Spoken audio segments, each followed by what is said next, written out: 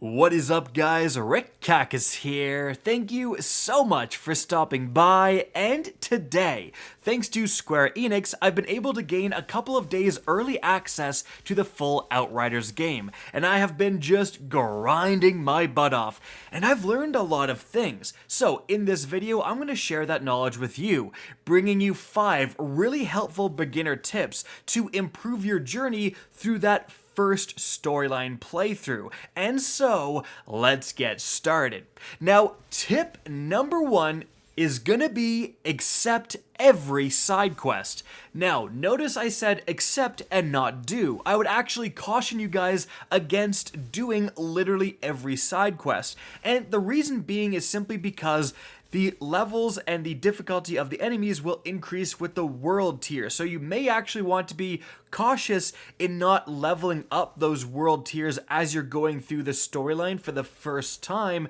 Otherwise, the enemies could scale a little bit above what you're comfortable with and make the game a little bit harder. So it may actually be best to focus on that main storyline and then come back for the side quests, or only do a few side quests. But the reason you want to accept all of them is because you're actually able to go into your menu in the map section, and if you click on the all tab, it shows you all of the different available quests in that certain area. So you can scroll through and see exactly what rewards they're offering. This is extremely useful because then you get to decide if it's worth your time to do these side quests.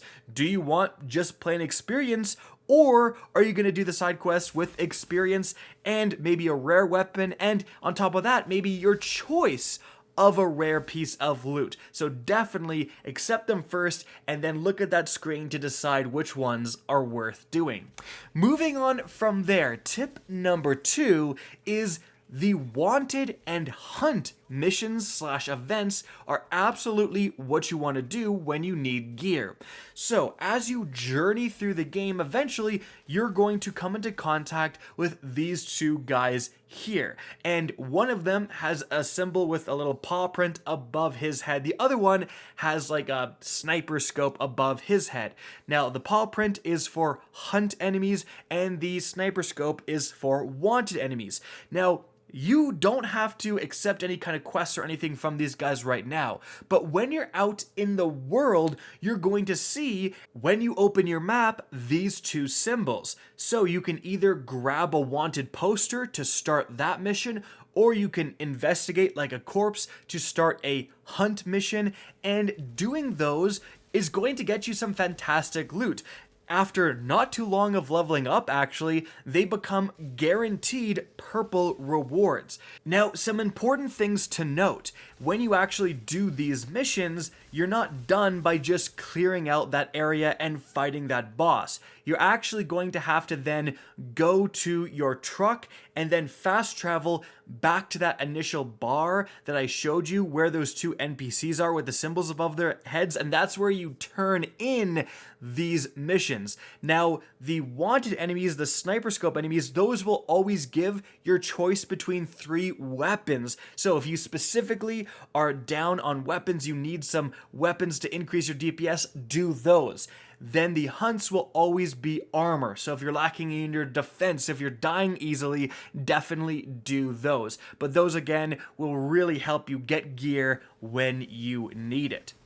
Moving on from there, tip number 3, and this is coming on the heels of tip number 2.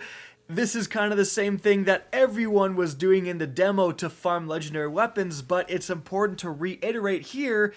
When you see an enemy drop some saucy loot and you pick up that loot, don't be afraid to die, because what the game is going to do is let you keep that loot you picked up and then just respawn you so you can kill the enemy again. And I've found that it's most effective in those hunt missions that I just talked about. The big bad boss creature is, as you can see from the background gameplay, always going to spew out a bunch of loot, and once you're high enough level, that loot will often be purple epic gear, and I've even gotten a couple of legendaries from doing this. So simply pick up that gear and then let yourself be killed. It's going to reset that room and let you kill that boss again while keeping that loot. So again, this is a great thing to do when you start feeling yourself lag behind gear-wise, you haven't found, a good weapon, some good armor in a while. Go on one of these hunt missions. It may be a little bit difficult to actually kill that boss the first time, right? But once you do, pick up all the loot, put it on, you're going to get a little bit more powerful, then kill it again and again and again, and kill it however many times you feel like is necessary to get up to that gear check, to be bumping in all purple gear now, and then continue with the story moving forward. Alright, but moving on from there, tip number 4 is actually going to be craft everything. Like, use that crafting system as much as you can. Specifically, use the ability to insert mods into gear. So this is something that a lot of players are conditioned to think that it's an end game thing. Like, I'm gonna get random gear, and by the time I get to the end game, then I'm gonna start really crafting and changing my loot to accommodate a build. But I'm telling you guys, you want to be doing it just as you're playing through the storyline. It is so helpful, and it is remarkably cheap. So you can see me in the background gameplay. I got a bunch of, much higher armor score, better armor, and what I'm doing is I'm putting it on, and then I simply go to that crafting station and I simply change the first perk to actually make it relevant to the skills I'm using. And it only costs like 100 leather. To replace a mod is 100 leather. I have like 11,000 from just dismantling bad gear. Like, you are going to have so much resources, so it's really going to cost you next to nothing to do this, and it lets you put on your best armor, your best weapon, whatever, and then just switch a mod to make it really work with your build. This is something you absolutely want to be taking advantage of. You don't want to be using an old piece of armor just because it has a relevant perk.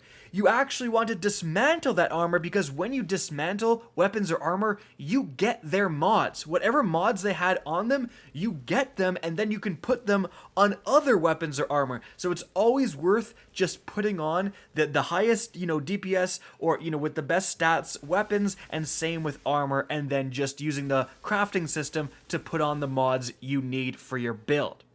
In any event, moving on from there, the 5th and final tip I have for you guys, and this is really a big one that will make your lives a lot easier. Don't be afraid to reset story progress. A lot of times during the story playthrough of Outriders, there's going to be some big DPS checks in the form of some big bosses. And there's going to be times where you simply didn't level up enough, you don't have good enough gear, and you are pounding your head against the wall. If that's the case, don't get miserable, don't get frustrated, simply go to the start menu and select your story point and select one behind where that boss is, or simply reselect where that boss is, and it's going to spawn you kind of on the journey up to the boss. Then you can simply, instead of fighting the boss, go and farm those hunt missions I talked about earlier in the video, right?